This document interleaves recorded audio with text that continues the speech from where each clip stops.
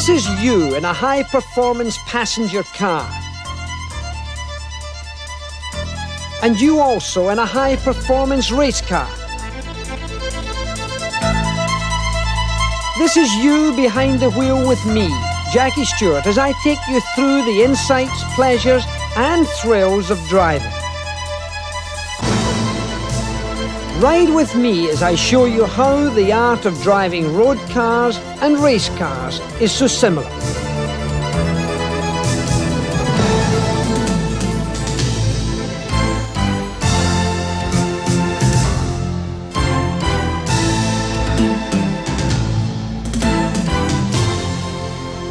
In this hour, I'll be grouping performance driving into 4 main attitudes: acceleration, cornering, braking and smoothness, and dividing these further into techniques like weighting and unweighting your car's suspension, stopping on wet surfaces.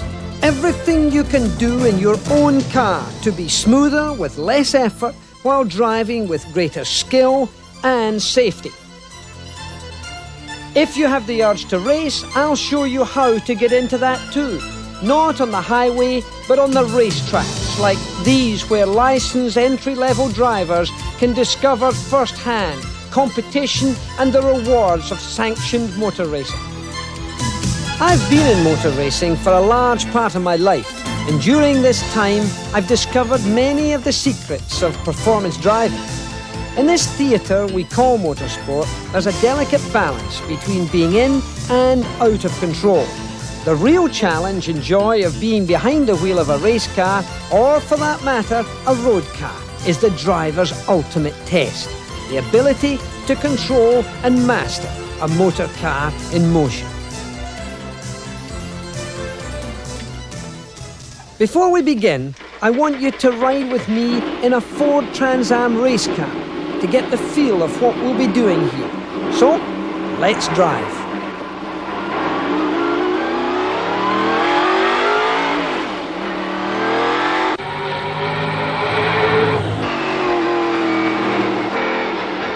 Motorsport for me will never be replaced from the point of view of the excitement, exhilaration and personal satisfaction I derive from it. The feeling of achievement and sheer unadulterated pleasure I experience from driving a car at the limit of its ability and my own, well, it'll live with me forever.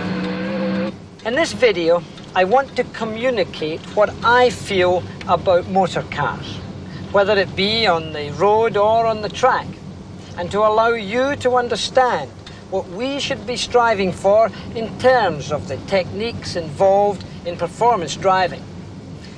You know, it's always nice to be the best, yet it's not always possible. But it is always possible to improve your own personal performance. You probably thought I was driving this car. Well, clearly I'm not. I'm in fact sitting in the design center here of Ford Motor Company in Detroit. This is what they call a module. It's what the designers use to decide what the interior of cars are going to look like. And I thought it might be a good idea to use this module to demonstrate how to sit in a car correctly and what position you should drive in. Now, think about most anything else you do in life. Think about golf, for example. If you don't have your feet planted correctly on the ground, the chances are you'll miss-hit the golf ball. Well, it's exactly the same in a car. Very important to know where your feet go. Firstly, imagine yourself on the deck of a yacht in rough seas. I would have my legs apart. I would have my feet splayed. I would have one leg slightly ahead of the other, and I'd have my knees bent. Have a look at my driving position right now. That's exactly the same position. And why that should be is very simple. I would be able on the yacht to accommodate every roll and every pitch. And in a car, if anything were to go wrong, my feet would be firmly planted inside the car where they should be. This left leg is used as a brace. I would brace by pushing down on that footrest or wheel arch, where this would be firm, pressing myself hard against the back of the seat and down into the seat itself. This foot would therefore be free to accommodate the accelerator pedal and the brake pedal without any forces bothering it, because I would be glued to the seated position here. Now, even in a race car, we have a footrest just for that very purpose. The steering wheel itself should not be very far away, and to be sure that that is the case, clearly that comes from seat adjustment.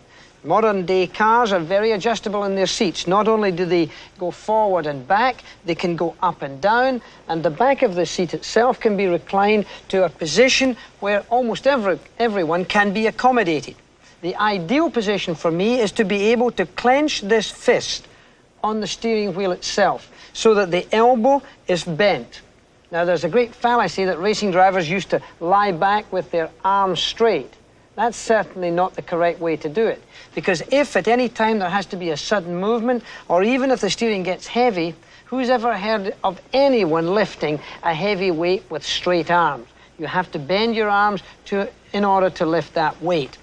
If you're able to clench that fist, keeping this elbow bent without moving it in any way from the back of the seat here, that is the correct position to be in.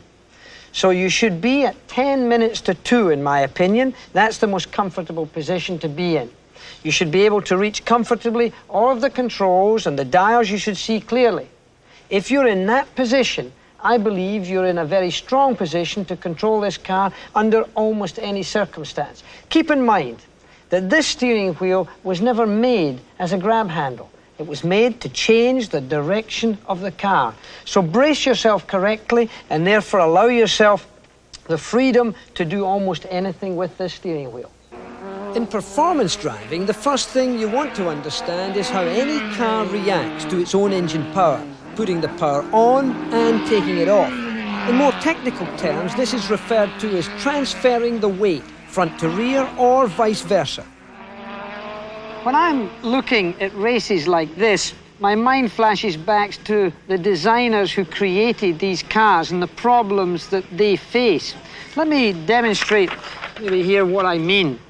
When he first puts pen to paper, the object of the exercise is to have a car, if it's traveling in this direction, to have good suspension movement front and rear, so that the car can accommodate all of the bumps and the undulations freely, so that the car can take up a position of roll going into the corners and out of the corners. For example, I'm driving this European Ford Scorpio to show what roll is, stopping the picture here to illustrate side-to-side weight transfer through the car's suspension. If we consider that that car, maybe in a race situation like this, is approaching a right-hand bend, what'll happen is that they'll put the brakes on around here, could be around about 150 miles an hour. They want to hit the apex there and they want to exit the corner there. What occurs? Well, look, this happens. He puts the brakes on. The nose of the car, because we're still traveling in that direction, goes down. And the rear end, it goes up. The car reaches the full limit of its suspension movement. And finally, it'll hit what we call the bump rubbers. Those are rubber bushes that stop the car from grinding into the road, but it is the limit of the suspension movement, and when that occurs, there is no more suspension to accommodate the ripples or the bumps in the entry of that corner. And what can occur? Well, the car's got to turn right into this corner. The initial turn in may be okay, but as soon as the car takes on any set on, there's no suspension movement, remember. The bumps will make the front wheels chatter forward. They introduce this phenomenon called understeer or push, but suddenly the rear end will kick out and get loose, bringing in oversteer or looseness in the rear end.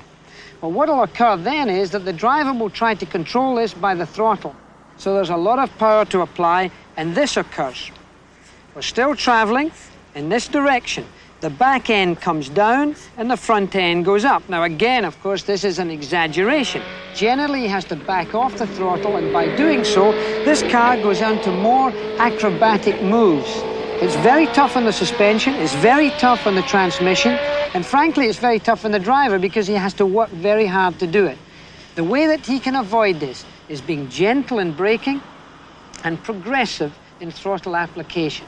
Those are the elements of driving smoothly, with finesse. What I'm going to show you here is how you can accelerate smoothly and gently with this car. It's got about 600 to 650 brake horsepower in it, so therefore it's not all that easy to bring that power in smoothly and gently, but it can be done. And the great racing drivers of the world, they've always done it this way. So let me try and demonstrate this to you in the most difficult sense, actually on the racetrack, when we're going to be pushing it pretty hard. So we'll fire it up. Okay, well,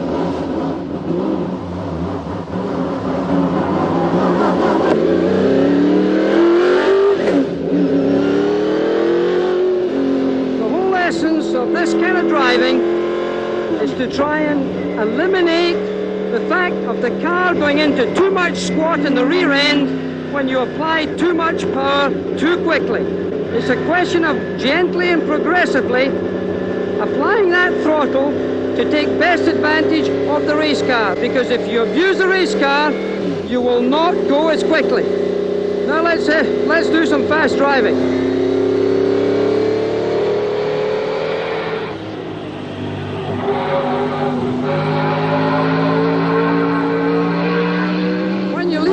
Like this, and you're in second gear and you accelerate too much, the nose comes up and the front tires don't get as complete a footprint on the road surface, therefore giving you a lack of bite in the front end.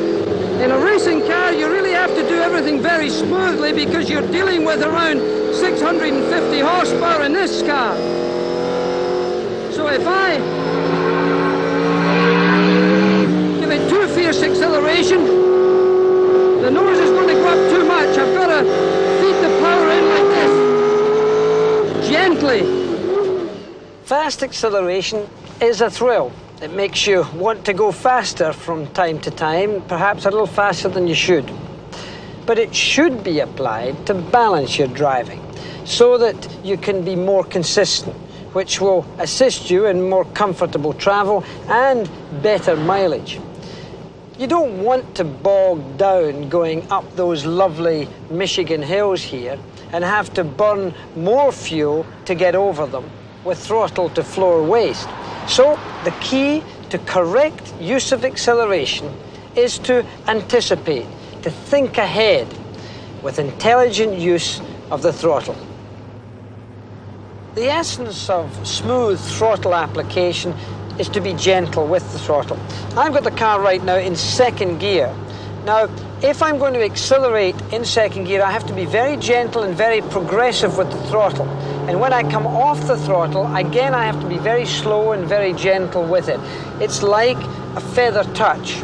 If I do that, the passengers in the car will not be rocked back and forward. If, on the other hand, I am too aggressive with the throttle pedal, look at this. My head goes back when I accelerate, and my head goes forward when I decelerate, all because of two abrupt movements of the throttle pedal. The essence of good driving is smoothness, and the people who will notice this most are your passengers. So just remember it again. Gentle application of the throttle when you're accelerating, even hard as I am now, and gentle, move the foot off the accelerator pedal when you want to decelerate. You can do this every day as you're commuting to and from work. It's the essence of being able to drive with finesse. Now that we've begun our involvement with performance, and before going into our next section about cornering, it's important to understand how finesse was born and cultivated in car and driver. We'll begin with the evolution of both here at the annual historic automobile races on the track at Laguna Seca near Monterey, California. This is an event that brings from all over the world great racing cars and former champions, including yours truly. Here today is Jackie Stewart, three-time world champion with a record of 27 wins. This is a place to learn what so many aficionados consider the essential heart of motorsport. Let's meet the cars and the people. Here's the great Juan Manuel Fangio, five-time world champion. And the man on the left, Luigi Chinetti, who brought Ferrari to America. And from later years, in the same magnificent era of motor racing, this is Sterling Moss, once Fangio's teammate. Sterling's speciality was being able to drive almost any car in any kind of motorsporting event. Here in his 70s, Fangio was called the old man even 30 years ago. The classic thinking driver, shrewd at the wheel, a thorough tactician, Fangio performed his art with absolute meticulous precision.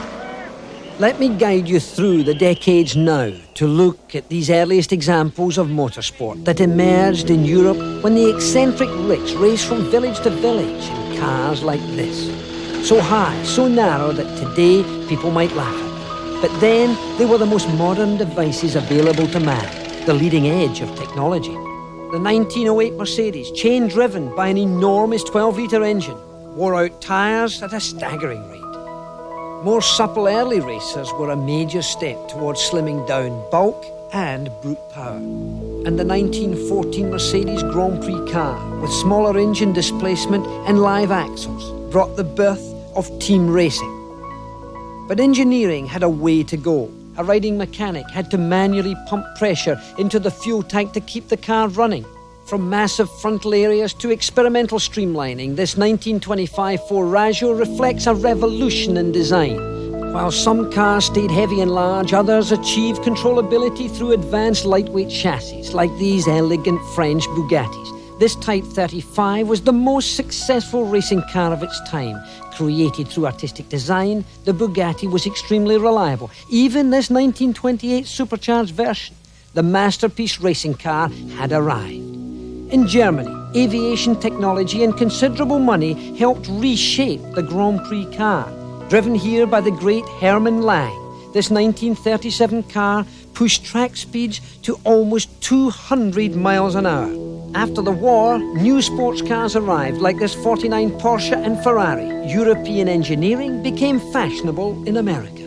On the world's racing circuits, cars were soon fuel-injected and running fully independent suspension.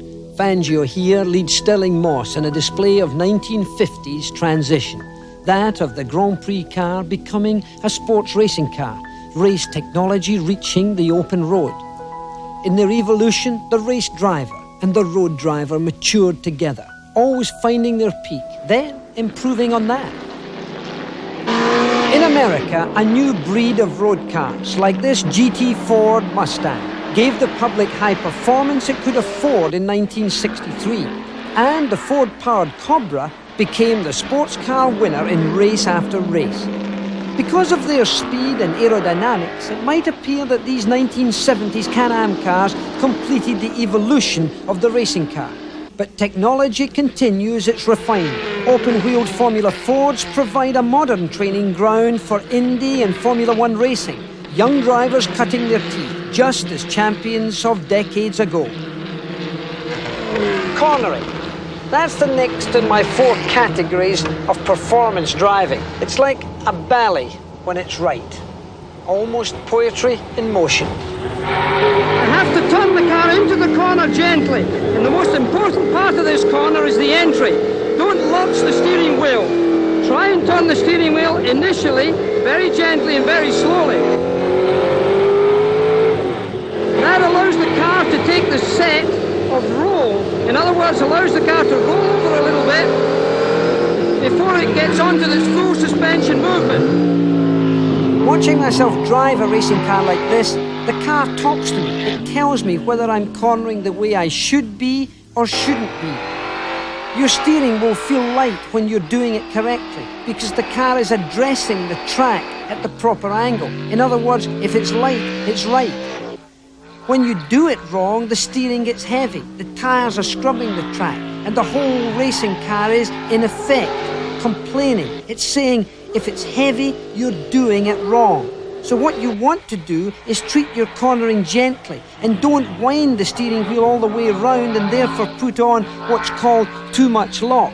Remember that finesse is the key to it all.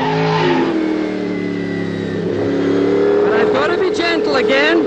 And I can't apply too much lock. If I apply too much lock, the car will only understeer. That's to say, push straight out. So I'm going very gentle on the steering wheel. It's fingers and thumbs.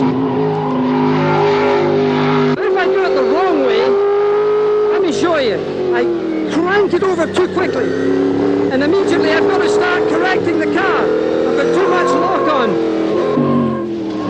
When the car talks to you here, it's the ultimate complaint. It's saying, don't do this. There could be serious consequences.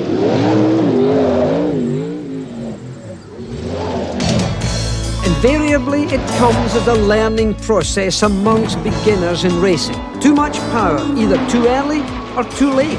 The suspension unbalanced, the miscalculation, enthusiasm searching for experience.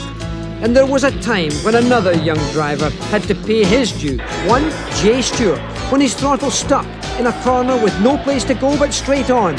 Safety belts and quick action saw me through that one. And sometimes in an instant, it can look like this. One car has grazed another, and the physics of inertia take over. Lynn St. James was driving the car that crashed and caught fire, while the other two GTP cars involved, driven by Doc Bundy and Chip Robin, took a tremendous beating. Miraculously, no one was even injured in this accident. However, had it not been for seatbelts and harnesses, as well as for the energy-absorbing features of their deformable race cars, there might well have been fatalities. After being upside down with a race car on fire, Lynn St. James still walked away from a wrecked car. A very fortunate lady indeed. The penalty for error in motorsport has much more serious consequences than in most other sports. Let's have a look and see what can happen. Cambridge are sinking. Cambridge are going down. That is the end of the race. There's no way now they can pick themselves up again. There they go. And now it's panic. And now we must have the rescue. We must come in for the rescue.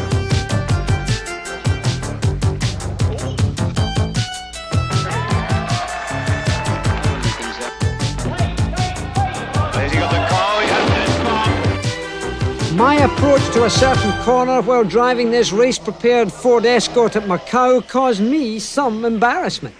If I hadn't been wearing my seatbelt and shoulder harness, this one could have been nothing to laugh at. I made a mistake. What happened? How did Well, that mistake occur? I misjudged the apex of the corner. The car went in sideways. It got into some very loose stuff. The car just turned over, did a neat roll one way, spun round, did an end-over-ender. And I think I might have got, if not a bronze, certainly, I think I would have got a silver in the Olympics off the high board. Cornering. In a race car or here in a road car, the same principles prevail. But there's one major difference when driving on a public highway like this. Road surface. Where a racetrack will be well cared for, our roads will seldom be billiard table smooth. When you go round a corner like this, for example, don't go so close to the edge of the road that you go into the potholes that sometimes do arise, just like this one here, for example. The corrosion of that road surface has caused a real hole in the road. Now you can cause yourself to have a puncture, you can cut a sidewall, you could even damage a wheel by doing so. Don't do it like that. Don't use every inch of the road. Give yourself some space. Now we're going into another section here where I'm going to start having to concentrate very clearly on what I'm doing. Hitting those apexes well. Basic to any turn in the road, you should be able to recognize where the apex is, as well as your point of entry into that corner, and your exit point out of the corner. A sketch will help me explain. On a typical corner, as I'm showing you here, this is your entry point, where any braking you might have to do should already be done. This is your apex, where you actually make the transition from driving into the corner to driving out of it. And this point is the exit, where you leave the corner, progress on towards the next corner, and there repeat the cornering process. Entry, apex, exit. Let's make it work. Just imagine that drawing in front of you as we come into this corner. The apex is right here. And we're into another corner right away for this apex, and then the exit. You should never feel the end of a corner because you should accelerate through the turns in truly progressive fashion and be mindful of little dips or hill crests in the road ahead. These will weight and unweight your car's suspension and affect your cornering. And remember, always leave yourself space for the unexpected. There's no point in aggressively attacking this road surface. It's not going to allow me to be any faster. I certainly am going to be more spectacular, but what's that going to prove? What's going to happen is even if there's a mild incident, a witness is going to turn around and say, well, we heard him coming. We heard a screech of tyres, we heard the brakes, we heard him changing down and shifting far too often. He must have been going far too fast. Wrong. You shouldn't have to sound like that. You should be able to drive smoothly with finesse. It's very important. Whether you drive a race car or a road car, everything should be gently done. Now here is a fairly hard corner. I've got on the brakes quite hard, and now I'm changing down. But you notice I didn't change down too early. Because I don't know this road, there's no point of me changing down and anticipating the corner. I didn't even know whether it was going to go left or right. I had to wait until I saw the speed of the corner, then I selected the correct gear. Always use fingertips when changing gear. To balance your car and not cause suspension weighting and unweighting, you have to synchronize acceleration, clutch action, and shifting. You should never feel a gear change. Also, don't use your gears as brakes. Brake pads are much cheaper than transmissions. I think we shift too often. Try using one gear higher than you think you need. It takes a lot of concentration, but that's what all the fun is in driving. It's a question of being able to perform your art, and it is an art. It shouldn't be all white knuckles on the steering wheel. Never drive over your head. Always drive in such a fashion that suddenly, if you get caught by surprise, you can take action where necessary. Now, let me show you what happens if you do drive over your head. Here at the Goodyear Tire and Rubber Company in Akron, Ohio, I'm going to talk to you about severe driving conditions, with understeer or push being my first example. The car, if it's going too fast, wants to push straight out of this circle that I'm driving here, no matter how hard I've turned the wheel or put on more lock. Let's look at a drawing that shows this. The car's going at such a speed it tries to go straight. Turning the wheel more, the car still won't turn. The inertia-induced force called understeer. It can produce accidents, and clearly this is nothing that you would ever attempt to do on the road. We're now in the Goodyear test track, and it's a very flat VDA area, that's vehicle dynamic area, and we've got all the space in the world to play with. Let me just show you what this means. As we go around this corner, everything's working well. Suddenly we're going a little bit too fast, and the car doesn't want to go around the corner, and then I increase all the lock I can. Look, the car's going straight on almost. That is what understeer's about. Now, of course, it's giving an enormous amount of torture to the front wheel of the front outside tyre. And the front outside tyre wear will be incredible after a few laps round here. Let me show you one more time. We go round the corner, everything's in order. We are now entering a corner a little too fast for the car and the tyres. The car starts to slip. Suddenly it's going straight on instead of going round the corner. I can increase it, but look, it doesn't make any difference. However, in a circumstance such as that, if you have the presence of mind to take off a little steering lock, it will help considerably, because the tyre was never designed to face the corner with the sidewall. The tyre was designed to face the corner with the tyre tread itself. That's what the design of the tyre tread is all about, to be able to grip the road. And if you turn that tyre too much like that, then the angle of attack is just not what it was intended to be. Now we're looking at understeer again. The car's still going too fast on a wet surface. Goodyear's VDA has been purposely flooded to simulate a rain condition. This only exaggerates the understeer, making it more acute, even more dangerous than before. Trying to turn, see how I've wound the steering wheel? I've put almost full lock on, and the car should go left. Now, see where the wheels are? How they're angled sharply into the circle? But the car still pushes forward. My advice, slow down. This is much too fast for safety. Next, oversteer. When the car turns into the corner or into the circle here, the front end keeps biting, but the rear end slides out. The driver can control that rear end by the use of the throttle, but of course it adds a tremendous amount of tire wear, and of course it's potentially dangerous. We'll go around here, and then suddenly the front end will continue to bite, and the rear end won't bite, and then I'll have to correct this skid. Now, I'm into oversteer now. Look, I've got opposite lock on, and I'm trying to correct the car, and I'm having to steer the car all the time when it does that. And if I don't do anything, look, the car spins. Now, if that had happened on the road, I would surely have been involved in a massive accident. So what happens? Eventually, the tire begins to lose adhesion at the back end. Instead of the tire tread facing the direction that the tire is traveling at, it starts to go onto the sidewall as it faces the direction that we're traveling at. So what occurs is that, again, same as understeer, the tire is moving on a way that does not allow the tread to address the road surface as it's been designed. It loses its grip, it loses its adhesion, and the car begins to dirt track round that corner. I apply opposite lock, steer into the skid. Eventually, the car will probably lose adhesion completely and spin out, just as we did right there. These examples of understeer and oversteer should caution against excessive speed when cornering, especially in the wet. On the road, a great number of serious injuries and fatalities occur in wet or slippery conditions. For road drivers, the rain is tiring, often a frightening thing. For race drivers, it's a test won only by good, smooth driving.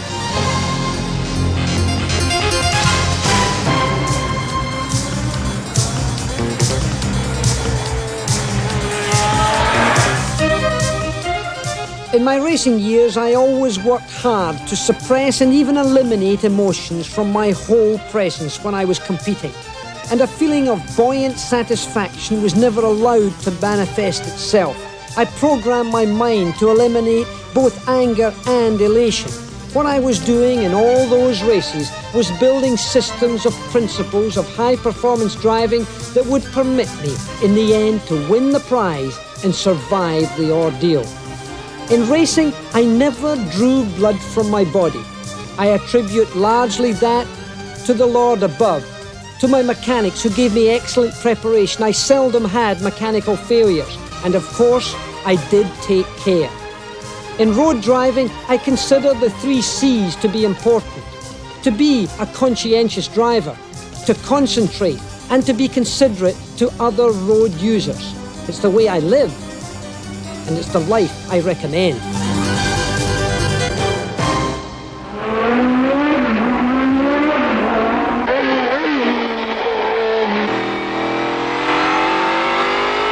This next chapter, after acceleration and cornering, is about braking. It concerns what we have to do to avoid abrupt braking that will make the car dive and therefore upset our suspension and passengers.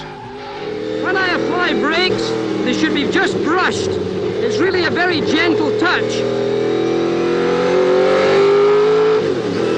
Ever so lightly. I can hardly feel the nose of the car going down. And before I go into the corner, I take the brakes off. More often than not, this Lincoln Town car would be driven by a chauffeur. I call them the real professionals of driving, if they're good. To be good, they have to be very smooth and very gentle, in acceleration and in braking. More specifically in braking. These cars are very softly sprung to be comfortable for the passengers. But if you abuse your braking and you go in too deeply with the brakes on too aggressively, the nose goes down, the tail goes up, and the passengers, they're pitched forward. The town car approaches at 30 miles an hour, its weight and gentle suspension ready to be abused by improper braking. It dips and rocks from too much pressure and sudden application of the brake pedal. Aside from emergency stopping, this is totally unnecessary. If it is done correctly, from the same speed, 30 miles an hour, the car should slow down with the front end hardly dipping at all. And before the driver comes to a stop, he should be letting the brakes off so that the passengers themselves hardly notice they've come to a stop. Again at the VDA, it'll be obvious that braking on the wet is quite different and requires that you understand what water between the road surface and your tyres can do to stopping time. This is the tread on a new tyre, one that gives maximum pavement contact when braking in the wet.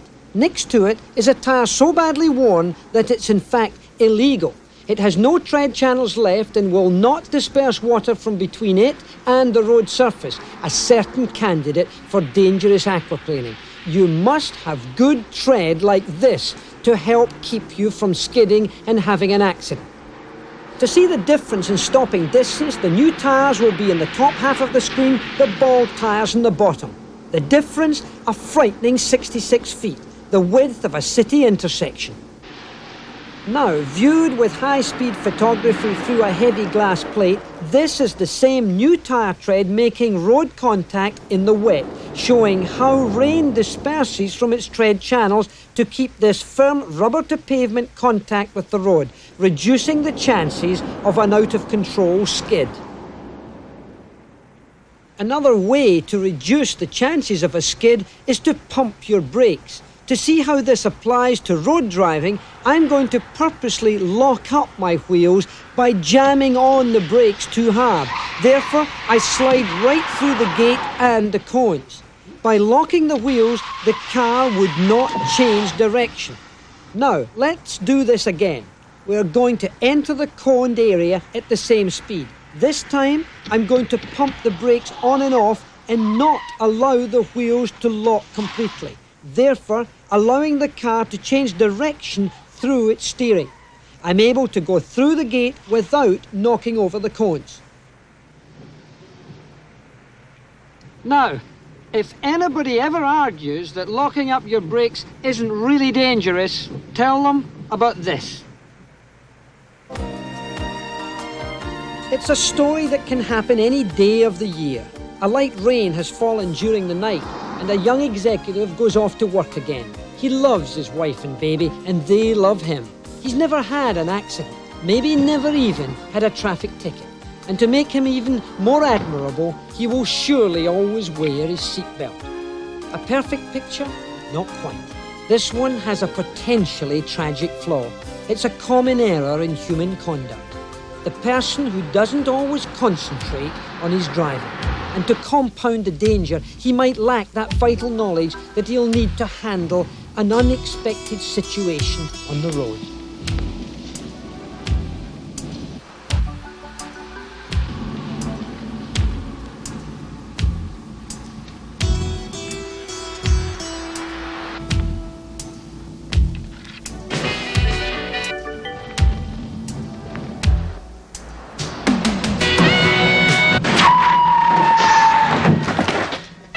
In this scene, the baby was a mannequin. The mother and driver, professional stunt persons doing what they do every day for movies and television. But the situation was as real as the hard statistics that go with such a terrible scenario. What you saw here was the price of not concentrating on driving. A matter of seconds in time that might have been a terrible and lasting tragedy. Had the driver simply been alert and patted his brake pedal while stopping on this wet pavement, instead of jamming on the brakes and hopelessly locking up his wheels and trying to steer at the same time, then the woman and child would be alive right now. For the preoccupied driver, there is absolutely no substitute for concentration. So, appreciate the implications and tread a cautious path. Now, to see exactly what happened, let's look again at this accident, this time in slow motion. It began with his lack of concentration. a young executive on his way to work. He panicked and would stand on his brakes, keeping them locked instead of pumping them and possibly preventing the skid. The car would not change direction, no matter how much he turned the wheel. The driver would ask himself again, how did it happen? He locked up his brakes and therefore lost his steering. And for the rest of his life, this driver would recall this scene. The importance of awareness and concentration. Same as these Grand Prix drivers, you in your road car have to be mindful of all the elements of performance driving, including the traffic around you. One of the things that infuriate me about American driving is that when I come across to the States and I drive on the highway, I see a lot of people traveling at less than 55 miles an hour in the fast lane. Really, I suppose if it were me, I would rather get up to a speed that I felt comfortable and certainly never travel in the fast lane all of the time. Because if someone does want to go faster than you, even if it's sometimes beyond the speed limit, that's their problem. So move over, be in one of the slower lanes. You don't have to be in the slow lane, maybe one of the middle lanes. If I find myself in a fairly slow lane and traffic is passing me and I want to get up to a slightly higher speed, because right now I'm only doing 50 miles an hour, don't do it with a fast and abrupt movement. It's like everything else, this question of driving with finesse. You see me move over here, changing lanes again. Even if I'm not changing lanes, I want to know what's happening up the road, so I'll always look through the cars in front of me, through their windows. I'll often even move over for a better view to see if there's anything that'll cause me to slow down or even stop abruptly to avoid a possible incident. If I see cars following too closely, I'd rather let them go around me. It's always a good precaution. When I change lane, I clearly don't want to do it abruptly. If I do it too abruptly, this is what happens. It just looks very bad from behind. It looks dangerous to other road users. Plus the fact everyone else around you could be involved in an incident because of your over movement of the steering wheel in such an abrupt fashion that the car really looks alarming from the outside. When I enter the highway or exit it, as I'm doing right now, I will carefully merge or change into the proper lane for my entrance or exit, always watching traffic around me, front, rear and side. It's the essence of good driving, always being as smooth as possible. I've always said there's only two ways to truly insult a person. You tell them that they're bad lovers or that they're bad drivers. Now, they'll never be convinced about either argument. No malice intended, of course, but the ball in the dish formula finesse test, which I created, shows how little we really know about good, smooth driving. We'll start from a standing start, then go through the figure eight and pylons, and then come back and stop on the same line we started on, keeping the ball in the dish all the time. Now, I have to start off very smoothly and progressively so that the ball doesn't jump out the dish. When I go around these corners, I've got to go in one constant arc and movement. When I change direction, it's got to be a gentle movement again. When I go into this tight corner and come back to the close to the start-finishing line, I have to decelerate and gently come to a stop, keeping the ball in the dish at all times. It has to be very smooth, it has to be very gentle with finesse. Watch the ball now. I won't be travelling very quickly. I've repeated my phrase gently and progressively a lot in this video, but these words are the most important few words of advice I would give you, other than, of course, drive safely. To be gentle and progressive in everything you do is to find what smoothness in driving really is. Look there now. I've kept the ball in the dish. So what happens when you're harsh and aggressive with your driving?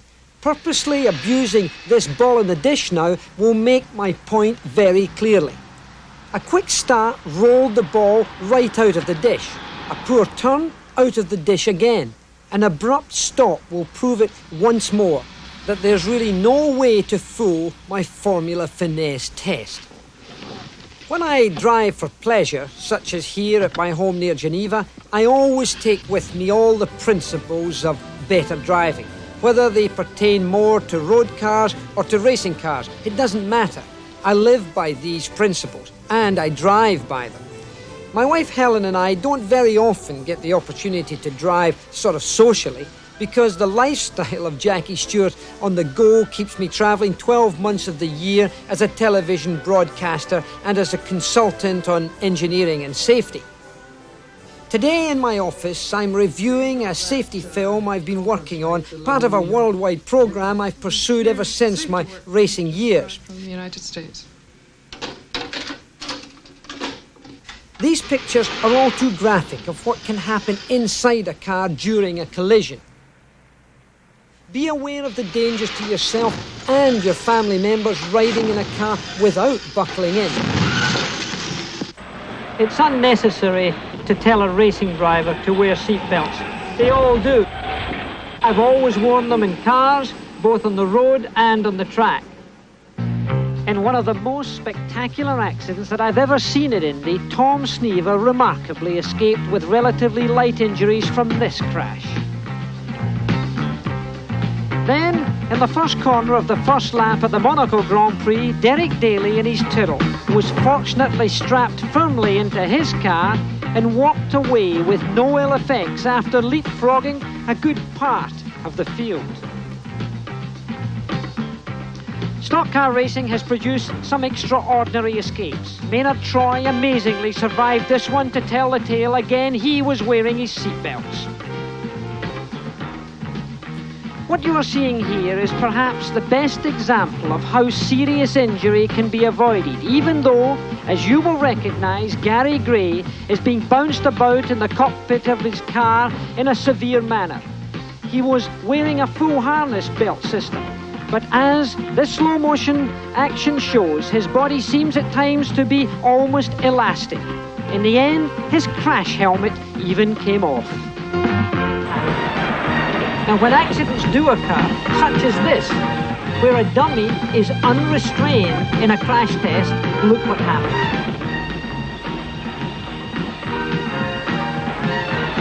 On the other hand, where the dummy is wearing the seatbelt, you can see it never reaches the windshield or the dashboard, and therefore gets saved from serious injury and perhaps death. So what is the message? If race drivers wear their seatbelts, and a lot of the rest of the world wear seatbelts, why don't you? It's early morning, and we're in rural America. We're not going to a big-time event. We're going to a motor race, though. The SCCA, Sports Car Club of America, are running one of their national and regional road races here. There will be small sedans, not very fast. There'll be some fairly fast sports cars and GT cars. A right mix of road racing participants. It's in a way where teeth are cut through Americans' motorsporting program. Always good racing. It's not a spectator event, it's really a participants event. And all of them, do they enjoy it. How many years have you been racing? Oh, off and on since 67. How old are you? 46. Almost 47. In fact, on the back of his car, he has Grandpa. Grandpa in car. Grandpa in Car is a veteran enthusiast from Hartford, Connecticut, one Peter Pears, financing his weekend racing on a shoestring, held together by a pit crew of family representing 4 generations. What I got out of my racing is essentially the same stuff Peter gets out of his. The spirit of a competition racing car and sweet adoration of the crowd. The crowd here is his family cheering on Grandpa. But after running in front, Peter Pears leaves himself too wide approaching the high side of confusion at an apex, and he finds there's no place to go but to join the tango. If one of my sons were going into racing, I'd tell him the best place to begin is in light sedans with roll bar cages and lots of metal protection against the penalty of mistakes. The next step might be into sports cars like these, or into the best of all for beginners in open wheel cars, Formula Ford. Also under SCCA sanction, there's bigger and even faster Formula cars. An excellent step up to perhaps more demanding competition would be Trans Am racing in very fast closed cars like these. For the more experienced, there's the over 200-mile-an-hour racing of NASCAR Grand National Stocks. Or these sanctioned by IMSA, GT cars that run at over 240 miles an hour in long straightaways. For the drivers who don't mind shaking their bones and eating a goodly amount of dust, there's organised off-road racing. Then, of course, there's the straightest and certainly the quickest of them all, professional drag racing. From Car to USAC comes the American dream, a glory road that can lead to maybe winning the Indianapolis 500. With a long season of races covering 4 continents, here is Formula One, the FIA series that each year decides the driver's world championship. All these categories are open to the driver with enough talent and will to win, from club racing to these Grand Prix cars on the streets of Detroit. This is the world of motor racing. That world we just saw there starts here at Lime Rock and at other places like it, where the weekend racer with car trunk or van packed with tools and spare parts either passes time or works at hopefully shaping some kind of future in motor racing. Meet one of the latter with me, a promising young driver named Wright Hughes III. My second full season, but I've been racing for 4 summers now. What did you start in? Formula Fords. I got my national license at the youngest age ever of any American. Got a clean nose, have you? Well, I've had my fair share of shunts. I've been off the track a few times. I think that comes with driving. You know, you need to learn your limit here and there. Driving white car number 18, Hughes' races for Formula Fords, more sophisticated than Grandpa's Formula V. Adjustable suspension cars, built like scaled-down Grand Prix Formula 1s. Hughes has been quick in practice and qualifying and has the pole. In their warm-up, drivers weave their cars, making friction with the track to heat up cold tyres for better adhesion. These are special race tyres. You'll never need to do this. It's never necessary or safe in a road car.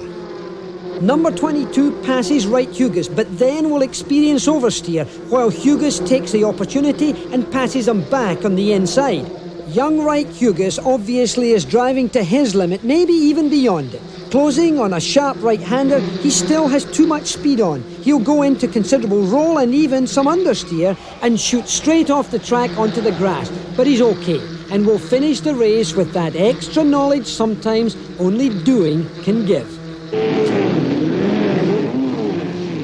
Climbing the ladder from Wright Hughes' class, these are the more powerful and faster GT cars, made popular by the fact they look more like our own road cars, and they're largely driven by older, more experienced drivers. Actor Paul Newman, now in his 60s, is driving this number 33 that takes the lead right at the start.